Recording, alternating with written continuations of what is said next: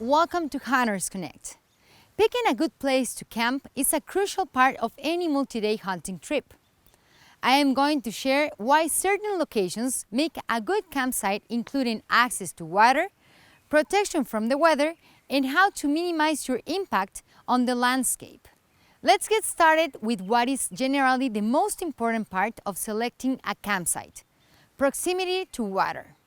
Carrying large amounts of water on a multi-day backpack hunt is not practical due to the weight and space concerns.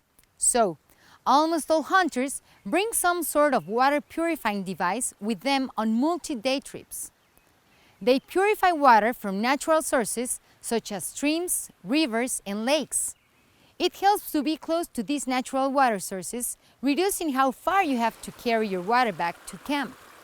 For this reason, most campsites prioritize a nearby water source for drinking, cooking, and cleaning. Do remember that you want to be close to water, but not right at the water's edge. Camp at least 200 feet away from the water to minimize your impact on the landscape. In some arid states, you must camp at least a quarter mile from water to avoid disrupting wildlife patterns. Another important thing to consider is the weather. Think about both sun and wind. Try to set up camp in an area that offers protection from both. Shade is nice to have if you are back at camp for midday rest. High winds are always possible, so shelter will protect your tent and gear if the wind kicks up. Avoid camping in low spots that have the potential to store water or even flood if a big rainstorm rolls through the area. If the weather is nice and you're in the mountains, consider camping at higher elevation. There is often some wind here, but a decent wind will help reduce the condensation on your tent and keep the bugs away. The cold night air will also often sink into the valley floor, so camping up higher can be a bit warmer.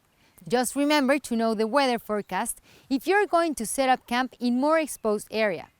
Ridges and high points are dangerous camping spots when there is a chance of lightning from thunderstorms.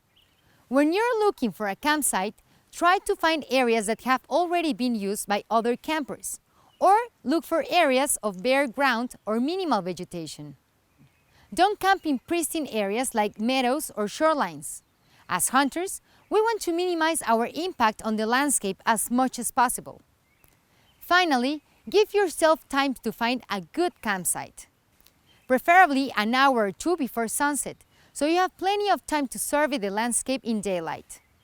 These are just some quick tips for finding a good place for your camp on any multi-day hunt.